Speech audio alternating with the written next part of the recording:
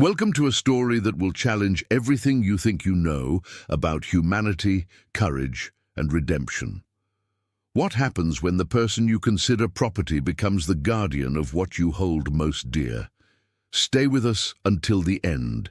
This tale will leave you speechless. Subscribe to our channel for more incredible historical stories that will move your soul. The morning mist clung to the cobblestones of Charleston's slave market like a shroud of shame. Thomas Whitmore adjusted his black mourning coat, the fabric still foreign against his shoulders after 3 months of widowhood. The sounds of commerce, harsh voices, rattling chains, muffled sobs, created a symphony of human misery that made his stomach churn. "I need someone reliable," he told the trader, his voice barely above a whisper. "Someone who can care for children." Margaret had been gone for 93 days. 93 mornings of waking to silence instead of her gentle humming. 93 evenings of his twin daughters, Emma and Sarah, asking when Mama would come home. At 4 years old, they couldn't understand that yellow fever had stolen their mother as surely as it had stolen Thomas's will to live. The plantation house felt like a tomb. The servants whispered in corners, unsure of their master's increasingly erratic behavior. Thomas found himself staring at empty rooms for hours, unable to focus on the cotton fields that demanded his attention. But it was the girls who worried him most. They had grown quiet, clinging to each other with a desperation that broke his heart daily. "This one," the trader said, gesturing toward a woman standing apart from the others. "Name's Amara. She's educated, can read and write. Previous owner used her as a house servant and children's nurse." Thomas looked at the woman the trader indicated. Amara stood with her back straight, despite the chains around her wrists, her dark eyes holding a dignity that the circumstances couldn't diminish. She appeared to be in her late 20s, with gentle hands that spoke of careful work rather than field labor. "She's got experience with young ones," the trader continued, sensing Thomas's interest. "Raised 3 children for her last master before before his debts caught up with him." Amara's eyes met Thomas's briefly, and he saw something there that surprised him, not fear or submission, but a quiet assessment. She was studying him as much as he was studying her, and somehow that made him feel ashamed of the entire transaction. "How much?" Thomas asked, the words tasting bitter in his mouth. $800. She's worth every penny, clean, healthy, and she's got all her teeth." Thomas winced at the casual way the trader discussed another human being's value. Since Margaret's death, he'd found himself questioning things he'd never thought to question before. The plantation system that had made his family wealthy suddenly felt like a weight around his neck. "I'll take her," he said quietly, reaching for his purse. As the money changed hands, Thomas caught Amara watching him again. This time, he thought he saw a flicker of something else in her expression. Hope, perhaps, or maybe just resignation to a new chapter of bondage. The ride back to Whitmore Plantation passed in uncomfortable silence. Amara sat in the back of the wagon, her few possessions, a worn Bible and a small cloth bundle, clutched in her lap. Thomas found himself stealing glances at her in the mirror, wondering what thoughts occupied her mind. "The children," he said suddenly, breaking the silence. "Emma and Sarah. They've had a difficult time since their mother passed." Amara nodded slowly. "How old are they, sir?" 4. Twins. Thomas paused, struggling with words. "They're all I have left." Something in his voice must have conveyed his desperation, because Amara's expression softened slightly. "I understand, sir. Children need stability, especially after loss." The plantation house came into view as they crested the hill, a grand white structure with tall columns and wraparound porches that had been in the Whitmore family for 3 generations. But to Thomas, it looked more like a beautiful prison than a home. As they pulled up to the main house, two small faces appeared at an upstairs window. Emma and Sarah pressed their noses against the glass, their identical blonde curls catching the afternoon sunlight. They'd been watching for their father's return, as they did every day since Margaret's death. "Those are my daughters," Thomas said, his voice thick with emotion. Amara followed his gaze to the window and smiled, the first genuine expression Thomas had seen from her. "They're beautiful, sir. They look like they need someone to care for them."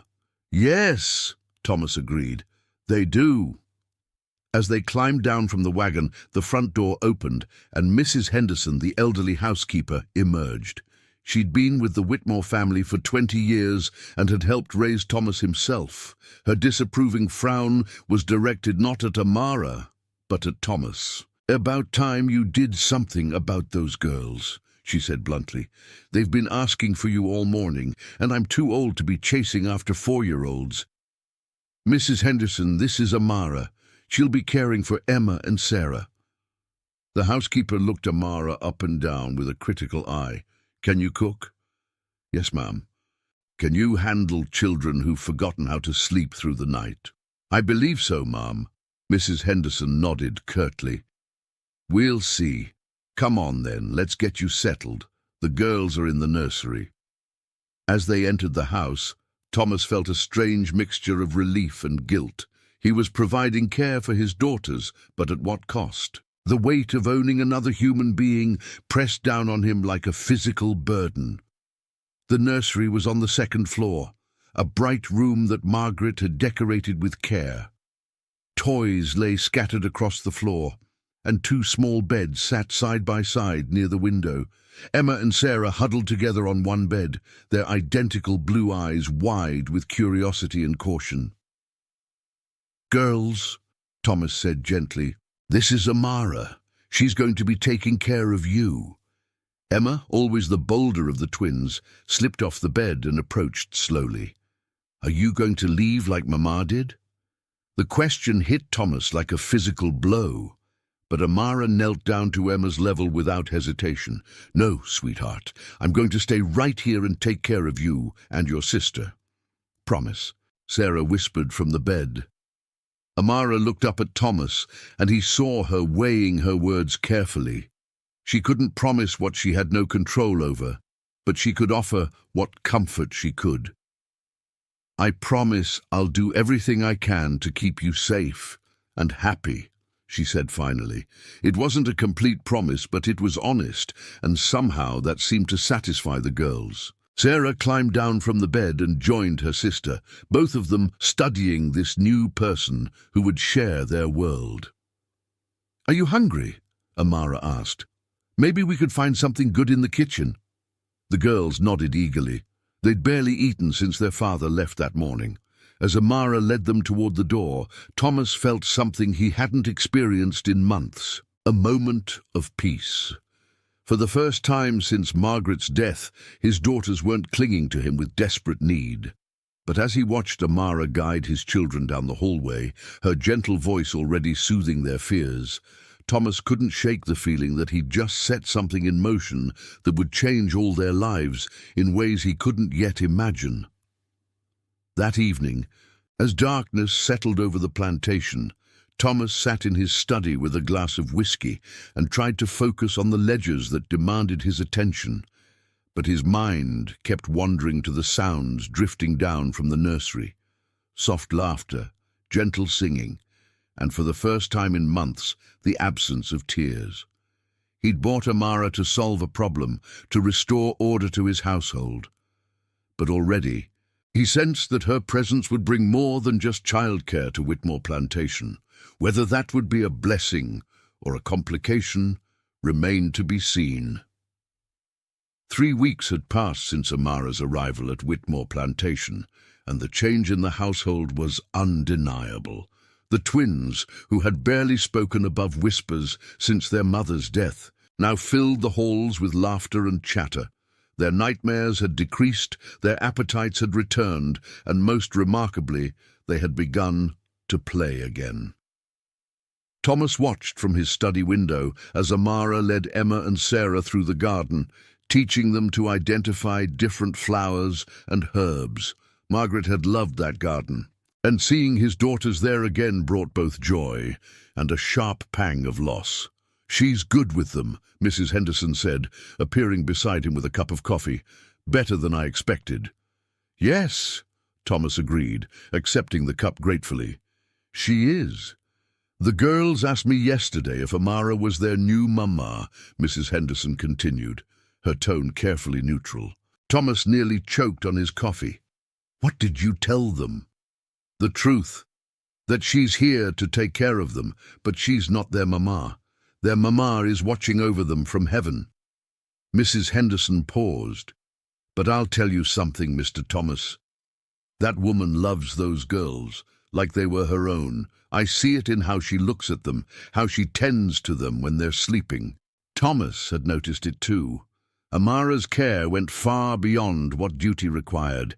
She sang to the girls when they couldn't sleep, told them stories that made them giggle, and somehow always knew exactly what they needed before they asked for it. It was as if she had an intuitive understanding of their hearts, but there were other things Thomas had begun to notice as well. Amara was educated, more educated than many white women he knew. She could read and write with elegant penmanship, spoke with refined grammar, and possessed knowledge of literature, mathematics, and even some French. It raised uncomfortable questions about her past that Thomas wasn't sure he wanted answered. "Sir?" Amara's voice interrupted his thoughts. She stood in the doorway of his study, the twins flanking her like small guards. The girls wanted to say good night. Emma and Sarah rushed to their father, climbing onto his lap with the easy affection that had returned since Amara's arrival. They smelled of lavender soap and the jasmine that grew outside their bedroom window. "Did you have a good day?" Thomas asked, smoothing Sarah's hair. "Amara taught us about butterflies," Emma announced. "Did you know they taste with their feet?" "And she showed us how to braid friendship bracelets," Sarah added, holding up her wrist to display a colorful band of woven thread. Thomas looked over their heads at Amara, who stood quietly by the door. "That sounds wonderful. Did you thank Amara for teaching you?" Both girls turned and ran to Amara, wrapping their arms around her waist. "Thank you, Amara," they chorused. The smile that lit Amara's face was radiant, transforming her features with genuine joy. For a moment, Thomas forgot the circumstances that had brought her to his home and saw only a woman who clearly adored his children. "You're very welcome, my darlings," she said, hugging them back. "Now, let's get you ready for bed. Your papa needs his rest too."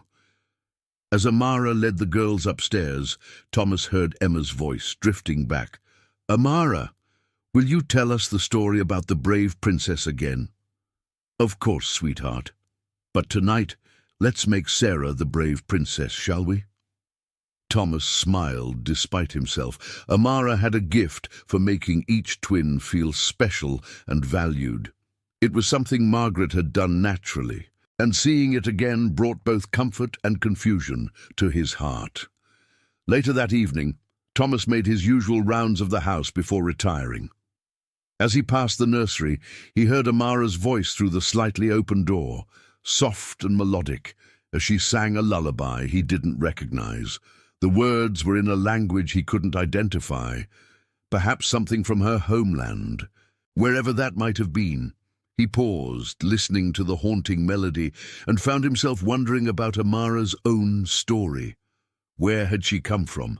What had her life been like before slavery? Did she have children of her own somewhere, lost to the brutal machinery of human bondage? The questions troubled him more than he cared to admit. Since Margaret's death, Thomas had begun to see the world differently, to question the assumptions he'd grown up with. Owning Amara felt increasingly wrong, even as her presence in their lives felt increasingly right. The next morning brought an unexpected visitor. Thomas was reviewing correspondence when Mrs. Henderson announced that his neighbor, Colonel Bradley Ashford, had come calling. Ashford owned the plantation adjacent to Whitmore Land and was known throughout the county for his harsh treatment of his slaves and his strong opinions about maintaining proper order. "Thomas!" Ashford boomed as he entered the study, his face red from the morning heat. "Good to see you, my boy. How are you managing since Margaret's passing?" "As well as can be expected," Thomas replied carefully. He'd never particularly liked Ashford, but social conventions required courtesy. "I heard you bought yourself a new house slave," Ashford continued, settling his considerable bulk into a chair. "Word is, she's quite the beauty. Hope you're keeping her in line." Thomas felt his jaw tighten. "Amara is caring for my daughters. She's proven quite capable." "Oh, I'm sure she has," Ashford said with a knowing leer that made Thomas's skin crawl. "But you want to be careful with that type. Give them too much freedom, treat them too well, and they start getting ideas above their station." "What exactly are you suggesting, Colonel?" "Just that a man in your position, young, wealthy, recently widowed, well, people talk. And when they see you treating a slave woman with too much consideration, they might get the wrong idea about your relationship with her." The implication hit Thomas like a slap. "I can assure you that my relationship with Amara is entirely proper. She cares for my children, nothing more." Of course," Ashford said, raising his hands. "I'm not suggesting otherwise. I'm just saying that appearances matter. Maybe you should consider getting yourself a proper white governess instead. There are several fine families in Charleston who might have suitable candidates." Before Thomas could respond, the sound of children's laughter drifted through the open window. Emma and Sarah were playing in the garden with Amara, their joy evident in every giggle and shout. The sight of his daughters truly happy for the first time in months made Thomas's decision easy. "Thank you for your concern, Colonel," he said firmly. "But Amara stays. My daughters need stability, and she provides that." Ashford's expression darkened. "You're making a mistake, Thomas. Mark my words, no good will come of treating slaves like family. It goes against the natural order of things." And after Ashford left, Thomas found himself deeply unsettled. Not by the man's warnings, but by his own growing realization that he was beginning to see Amara as more than property.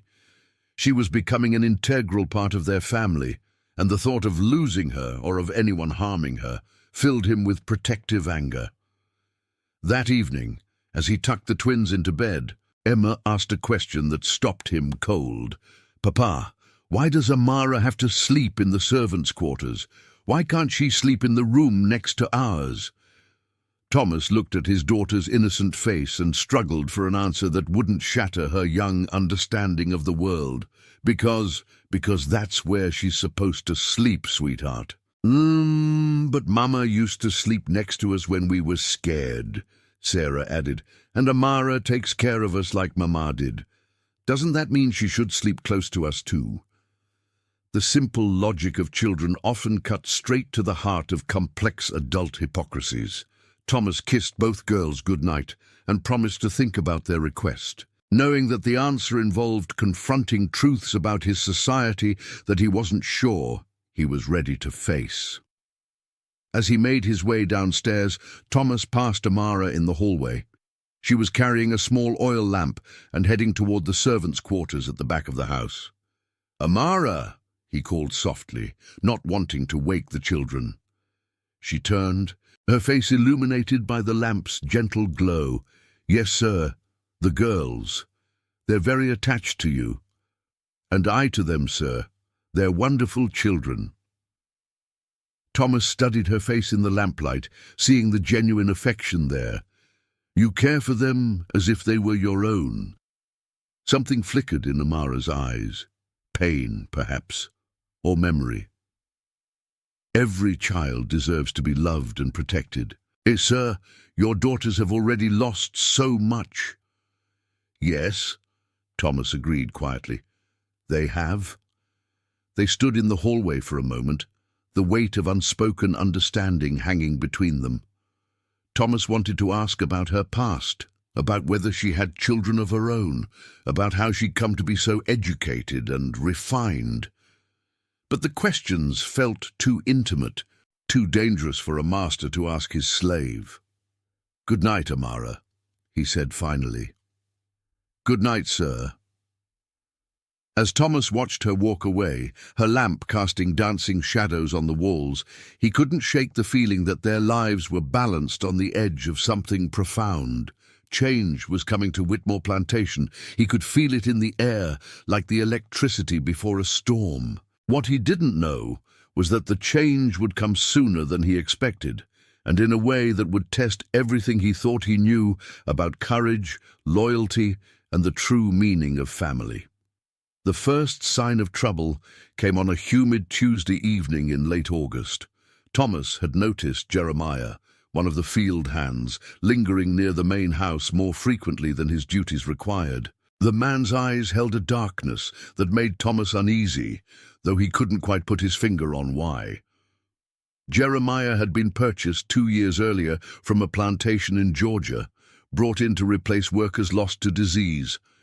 Unlike the other slaves who had been born on Whitmore land or had lived there for years, Jeremiah remained an outsider, sullen and resentful. Thomas had heard whispers from Mrs. Henderson about the man's inappropriate comments toward the female house servants, but nothing concrete enough to act upon. "Sir?" Amara approached Thomas as he sat on the front porch, reviewing the day's work reports. "Might I speak with you privately?" Thomas looked up from his papers, noting the tension in Amara's posture. "Of course. What's troubling you?" Amara glanced around, ensuring they were alone. "It's about Jeremiah, sir. He's been watching the children, and me, in a way that makes me uncomfortable." "What do you mean, watching?" "Yesterday, when I took Emma and Sarah to the garden, I saw him hiding behind the tool shed, staring at us. When I looked directly at him, he didn't look away or move along. He just smiled." Amara shivered despite the evening heat. "It wasn't a friendly smile, sir." Thomas felt a cold knot form in his stomach. "Has he approached you directly? Said anything inappropriate?" "Not yet, sir. But this morning, when I was hanging laundry, he walked by and said something about how pretty women shouldn't be left alone with children." The way he said it. Amara's voice trailed off. "I'll speak with him," Thomas said firmly, "and I'll make sure he understands that his duties keep him in the fields away from the house." "Thank you, sir. I don't want to cause trouble, but—" "You're not causing trouble, Amara. You're protecting my daughters. That's exactly what I need you to do." That night, Thomas called Jeremiah to his study. The man entered with the sullen defiance that had marked his behavior since his arrival. He was a large man, with powerful shoulders built from years of hard labor and scars on his hands that spoke of a violent past. "Jeremiah, I understand you've been spending time near the main house when your work is in the fields." "Just walking by, sir. No harm in that." "No, there isn't. But I want to be clear about something. Your duties are in the cotton fields. You have no business near the house or the garden unless specifically called for. Is that understood?" Jeremiah's eyes narrowed slightly. "Yes, sir. Understood." "Good. And Jeremiah, the woman who cares for my children is under my protection. Any man who threatens her or makes her uncomfortable will answer to me personally. Are we clear?" "Crystal clear, sir." But the way Jeremiah said it, with a slight smirk playing at the corners of his mouth, made Thomas's blood run cold. For the next few days, things seemed to return to normal. Jeremiah stayed in the fields, Amara continued caring for the twins, and the household settled back into its peaceful routine. But Thomas noticed that Amara had become more vigilant, always keeping the children close and frequently glancing over her shoulder. The crisis came on a Friday night, when Thomas had ridden to Charleston on business, planning to return the following morning. A cotton merchant had requested an urgent meeting about a large order, and Thomas couldn't afford to refuse. He left Amara in charge of the girls, with Mrs. Henderson and the other house servants nearby. What Thomas didn't know was that Jeremiah had been watching, waiting for exactly such an opportunity. Around midnight, Amara was awakened by a soft sound from the nursery. Living in the servants' quarters meant she couldn't hear the children directly, but she'd developed an almost supernatural awareness of their needs. Something had disturbed her sleep, a mother's instinct that transcended the boundaries of blood and bondage. She slipped from her bed, wrapped a shawl around her shoulders, and made her way quietly through the house. The main floor was dark and silent, with only the soft ticking of the grandfather clock in the hallway marking the passage of time. As she climbed the stairs to the second floor, Amara heard it again, a soft creaking from the direction of the nursery. Her heart began to race. The girls were sound sleepers. They wouldn't be moving around at this hour unless something had frightened them. She reached the top of the stairs and froze. The nursery door, which she always left slightly ajar, was now wide open, and there, silhouetted against the moonlight streaming through the window, was a large figure standing over Emma's bed. Jeremiah. Amara's blood turned to ice as she realized what was happening. The man was reaching toward Emma, who lay sleeping peacefully, unaware of the danger looming over her. Sarah slept in the bed nearby, equally vulnerable. Every instinct screamed at Amara to run, to get help, to save herself. But the children, Margaret's children, Thomas's children, the little girls who had become the center of her world, were in immediate danger. There was no time to fetch help, no time for anything but action. Moving as silently as she could, Amara crept toward the nursery. She needed a weapon, something to defend the children with. Her eyes fell on the heavy brass candlestick that sat on the hallway table. It would have to do. As she reached for it, the floorboard beneath her feet creaked softly. Jeremiah's head snapped up, his eyes meeting hers across the darkened room. For a moment, they stared at each other in frozen tableau. Predator and protector, evil and love. "Well, well," Jeremiah whispered, his voice thick with malice. "Look what we have here. Come to join the party, have you?" "Get away from them," Amara said quietly, her voice steady despite the terror coursing through her veins. "Get away from them now." Jeremiah chuckled softly.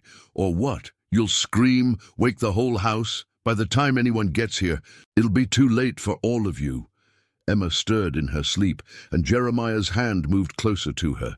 That was all Amara needed to see.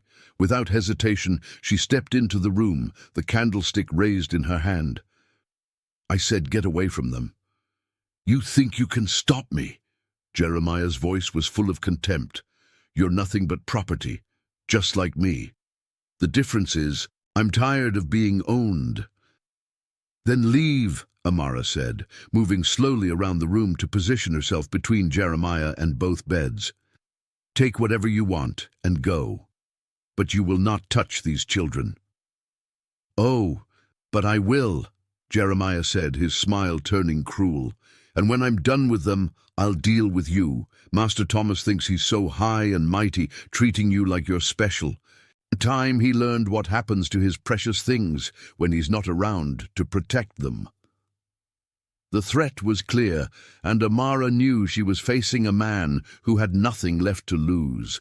But as she looked at Emma and Sarah, sleeping so peacefully and trusting in their beds, she felt a fierce protectiveness rise within her that was stronger than fear. "You'll have to go through me first," she said quietly. "That can be arranged."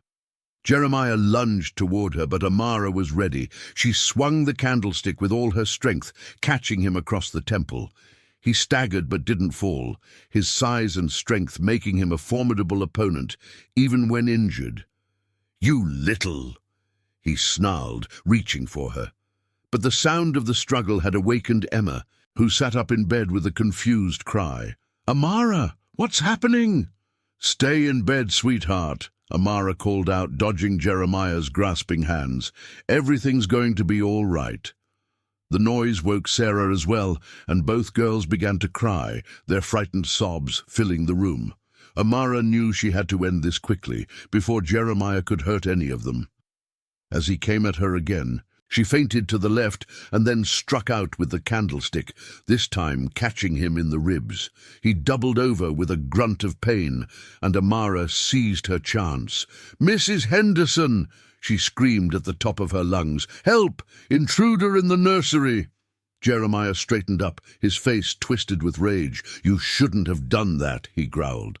But before he could reach her, the sound of running footsteps echoed through the house. Mrs. Henderson's voice called out, along with those of other servants who had been awakened by the commotion. Jeremiah looked toward the door, then back at Amara and the children. For a moment, she thought he might try to finish what he'd started, but the approaching voices convinced him otherwise. "This isn't over," he hissed, moving toward the window. "Yes, it is," Amara said firmly, still holding the candlestick ready. "It's over." Jeremiah climbed through the window and disappeared into the night, leaving behind only the echo of his threats and the lingering smell of his sweat and malice. Mrs. Henderson burst into the room, followed by two of the male house servants. "What in heaven's name?" she began, then stopped as she took in the scene. Amara standing protectively between the children's beds, the candlestick in her hand, and the twins crying in their beds. "Jeremiah," Amara said simply. "He was here. He was going to hurt the children." Mrs. Henderson's face went white. "Dear God, are the girls all right?" Amara immediately went to Emma and Sarah, gathering them into her arms. "You're safe now, my darlings. You're safe. Amara's here." As the children clung to her, their tears gradually subsiding, Mrs. Henderson organized a search of the grounds. But Jeremiah was gone, vanished into the night like the coward he was. "We need to send word to Mr. Thomas immediately," Mrs. Henderson said. "He needs to know what happened." "Yes," Amara agreed, still holding the twins close. "But first, let's make sure the children are truly safe. We need to secure the house and post guards." As the household mobilized to protect against further threats, Amara remained with Emma and Sarah, singing softly to calm their fears.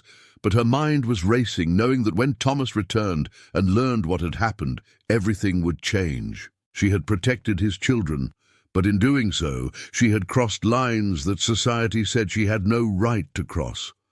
A slave woman had taken up arms against a man, had made decisions about the safety of white children, had acted with an authority that the law said she didn't possess.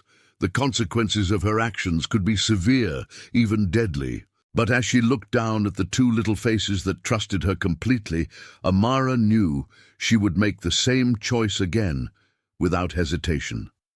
Some things were more important than the law. Some things were more important than her own safety. Love was one of them.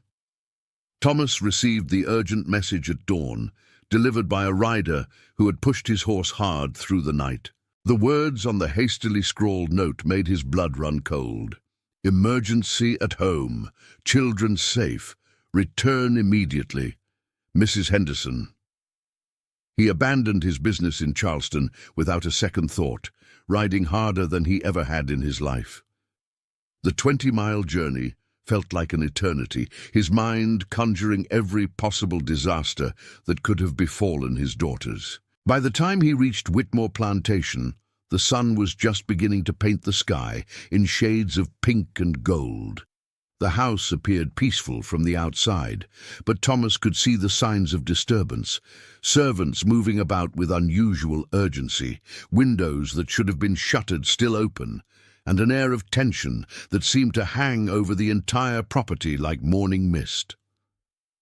Mrs. Henderson met him at the front door before he could even dismount. "Thank God you're here, Mr. Thomas. The girls are safe, but—" "Where are they?" Thomas interrupted, his voice hoarse from the hard ride. "In the nursery with Amara. They haven't left her side since since it happened. Thomas took the stairs 3 at a time, his heart pounding with a mixture of fear and desperate need to see his children with his own eyes. As he reached the 2nd floor, he could hear soft voices coming from the nursery, Amara's gentle tones mixing with the higher pitches of Emma and Sarah. He paused at the doorway, and what he saw stopped him cold. Amara sat in the rocking chair by the window, both twins curled up in her lap, despite being almost too big for such an arrangement. She was reading to them from a book of fairy tales, her voice steady and soothing. But Thomas could see the signs of the night's ordeal. A bruise on her cheek, scratches on her arms, and a wariness in her eyes that hadn't been there before. Emma noticed him first. "Papa!" she cried, scrambling down from Amara's lap and running to him. Sarah followed immediately, and Thomas found himself on his knees, gathering his daughters into his arms with a desperation that surprised him. They were safe. They were whole. They were alive. "Are you hurt?" he asked, pulling back to examine them carefully. "Are you all right?" "We're okay, Papa," Emma said solemnly. "Amara protected us from the bad man." "She was very brave," Sarah added, looking back at Amara with adoration. "She fought him with a candlestick." Thomas looked over his daughters' heads at Amara, who had risen from the chair and stood quietly by the window. The morning light illuminated her face, and he could see the exhaustion there, the weight of what she had endured. "Girls," he said gently, "why don't you go with Mrs. Henderson and get some breakfast? I need to speak with Amara." "But we want to stay with Amara," Emma protested. "What if the bad man comes back?" "He won't come back," Thomas assured them. "I promise, and Amara will be right here when you finish eating." After some coaxing, the twins allowed Mrs. Henderson to lead them downstairs, though they kept looking back at Amara as if afraid she might disappear. When they were alone, Thomas closed the nursery door and turned to face the woman who had saved his children's lives. "Tell me what happened," he said quietly. Amara recounted the events of the night in simple, factual terms, but Thomas could read between the lines. She had risked everything, her safety, her life, her very existence, to protect Emma and Sarah. She had faced down a man twice her size with nothing but a candlestick and her own courage. "You could have been killed," Thomas said when she finished. "Yes, sir, I could have." "Why didn't you run? Why didn't you get help first?" Amara looked at him with surprise, as if the question itself was incomprehensible. "Because there wasn't time, sir. He was going to hurt them. I couldn't let that happen." The simple certainty in her voice hit Thomas like a physical blow. She had acted without hesitation, without thought for her own safety, because protecting his children was more important to her than her own life. "Amara," he said, his voice thick with emotion, "I don't know how to thank you."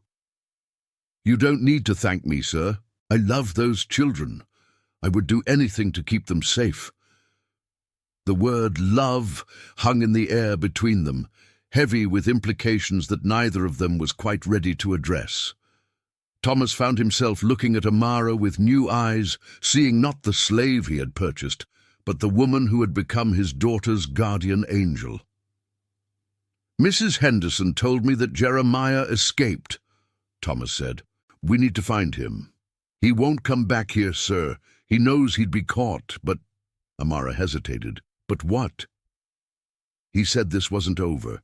He was angry about more than just what he tried to do. He was angry about the way you treat me, about the way the children love me. He saw it as a challenge to the natural order. Thomas felt a chill that had nothing to do with the morning air. What exactly did he say? That you thought you were high and mighty, treating me like I was special, that it was time you learned what happens to your precious things when you're not around to protect them. The implications were clear and terrifying. Jeremiah hadn't just been a threat to the children. He had been making a statement about power, about the relationships that existed within the plantation system, about Thomas's growing regard for Amara. "I'm going to post guards around the house," Thomas said. "And I'm going to make sure every plantation owner in the county knows to watch for Jeremiah. He'll never work in this area again." "Thank you, sir." They stood in silence for a moment, the weight of the night's events settling between them. Thomas found himself studying Amara's face, seeing the strength there, the intelligence, the deep capacity for love that had saved his children's lives. "Amara," he said finally, "I need to ask you something, and I want you to answer honestly." "Yes, sir." "Are you happy here? I mean, as happy as someone in your situation can be." The question seemed to surprise her. "Sir, I know that you didn't choose to be here. I know that you're here because I bought you, because the law says I own you. But setting aside the circumstances, do you feel safe here? Do you feel valued?" Amara considered the question carefully before answering. "Your daughters have given my life meaning, sir. Caring for them, protecting them, watching them grow and learn. It's brought me more joy than I thought possible under these circumstances." "And what about me? How do I treat you?" "You treat me with more kindness and respect than I had any right to expect, sir. You've never raised your hand to me, never spoken to me with cruelty. You listen when I speak, and you trust me with what matters most to you." Thomas nodded slowly. "The children want you to sleep closer to the nursery. They're afraid that if you're too far away, you won't be able to protect them if something happens again." "I could sleep in the small room next to the nursery, sir. It's currently used for storage, but it could be cleared out. Consider it done." Thomas paused, then continued. "Amara, what happened last night? It's made me realize some things. About you, about my children, about this whole situation." "What things, sir?" "That you're not just caring for my daughters, you're loving them, and they're loving you back. You've become—" Thomas struggled for the right words. "You've become part of our family."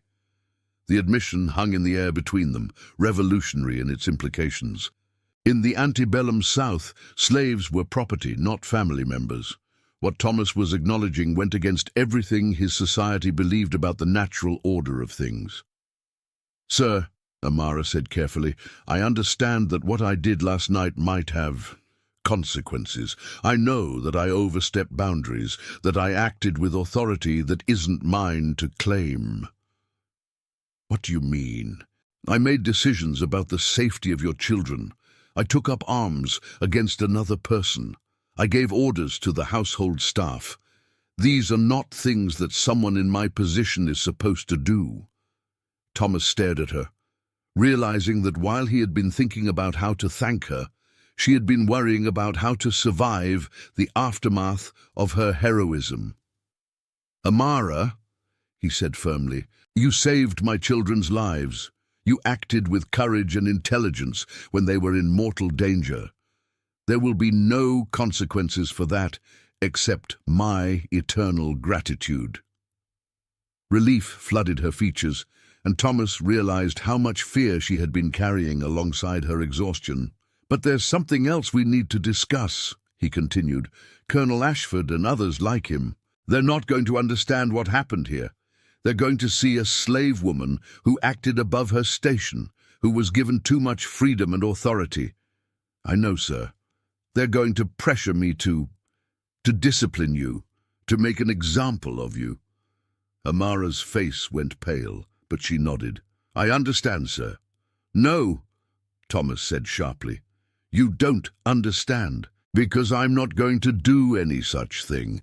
What I'm going to do is make it clear to anyone who asks that you acted under my direct authority, that you were following my explicit instructions to protect my children by any means necessary. But, sir, no buts, Amara. You risked your life for my daughters. The least I can do is risk my reputation for you." The sound of small feet running up the stairs interrupted their conversation. Emma and Sarah burst through the door, their faces bright with the resilience of childhood.